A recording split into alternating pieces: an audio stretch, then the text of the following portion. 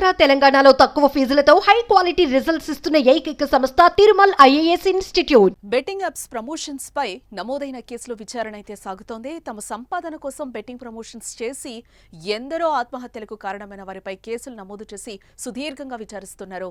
Betting app promotions ఎప్పటి నుంచి చేస్తున్నారు, ఎంత తీసుకుంటున్నారు అనే అంశాలపై ఆరా తీస్తున్నారు, ఆధారాలు సేకరిస్తున్నారు. ఇప్పటికే మొత్తం 25 మందిపై కేసు నమోదైంది. వీరిలో టాలీవుడ్ నటులతో పాటు ఇన్ఫ్లుయెన్సర్స్, యూట్యూబర్స్ ఉన్నారు. వీరంతా పెద్ద తలకాయలు. ఇంకా చాలా మంది చిన్న చిన్న ఇన్ఫ్లుయెన్సర్స్ కూడా బెట్టింగ్ యాప్ ప్రమోషన్స్ చేసి డబ్బులు సంపాదించుకున్నారు. అలాంటి వారి కోసం కూడా పోలీస్ యంత్రాంగం నిఘా పెడుతోంది. సామాజిక బాధ్యతతో ఎవరైనా ఫిర్యాదు చేసినా స్వీకరించి దర్యాప్తు చేస్తున్నారు.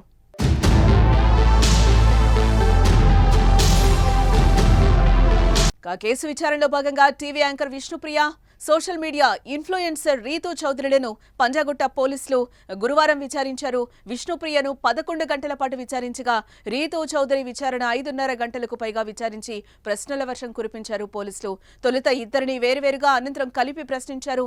బెట్టింగ్ యాప్లకు ప్రచారం చేయాలని ఎవరు సంప్రదించారు, ఎంత పారితోషికం ఇచ్చారు, ప్రచారానికి ఒప్పందం ఎప్పుడు, ఎలా జరిగింది, ఏ అకౌంట్ల ద్వారా ప్రచారం చేపట్టారు అన్న విషయాలపై ప్రశ్నలు సంధించి జవాబులు రాబట్టారు.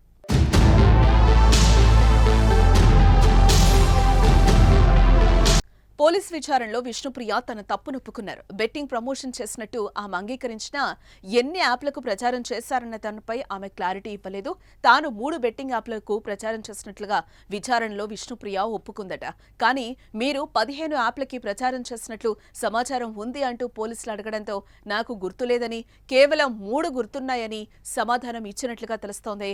ఆ వ్యవహారాలన్నీ తన మేనేజర్ చూసుకుంటారని విష్ణుప్రియ వివరణ ఇచ్చింది. విష్ణుప్రియ బ్యాంక్ లావాదేవీలు పరిశీలించారు. తర్వాత బెట్టింగ్ యాప్ల నుంచి వచ్చిన నిధుల గురించి ఆరా తీశారు. విష్ణుప్రియ ఒక్కో వీడియోకు 90,000 తీసుకునేదని పోలీసులు గుర్తించారు.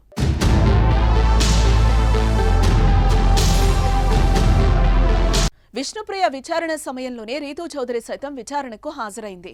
తొలుత ఈమెను ఒంటరిగా విచారించిన పోలీసులు ఆ తర్వాత విష్ణుప్రియతో కలిపి ప్రశ్నించారు. బ్యాంకు లావాదేవీల వివరాలు, బెట్టింగ్ యాప్లకు ప్రచారం చేసినందుకు ఎంత ఆదాయం వచ్చిందనే విషయమై వారిద్దరిని అడిగినట్లుగా తెలిసిందే. విష్ణుప్రియ చెప్తేనే తాను ప్రమోషన్స్ చేశానని, ప్రమోషన్స్ ఎలా చేయాలో కూడా ఆమెనే తనకు నేర్పించిందని పోలీసులకు చెప్పినట్టుగా సమాచారం. సుదీర్ఘ విచారణ అనంతరం రాత్రి 9:25 స్టేషన్ నుంచి పంపించారు. మరోవైపు యాప్ ప్రమోషన్ ద్వారా వచ్చిన డబ్బుల వివరాలను కూడా పోలీసులు సేకరిస్తున్నారు. బెట్టింగ్ యాప్ల ద్వారా వచ్చిన మొత్తం డబ్బుకి సంబంధించి బ్యాంక్ అకౌంట్ స్టేట్మెంట్ వివరాలను కూడా పోలీసులు అడిగారట. మరోసారి విచారణకు హాజరైతే అప్పుడు పూర్తి బ్యాంక్ స్టేట్మెంట్స్ తీసుకురావాలని విష్ణుప్రియకు చెప్పినట్టుగా తెలుస్తోంది. ఈ నెల 25న వారిని మరోసారి విచారణకు రావాలని నోటీసులు ఇచ్చారు పోలీసులు.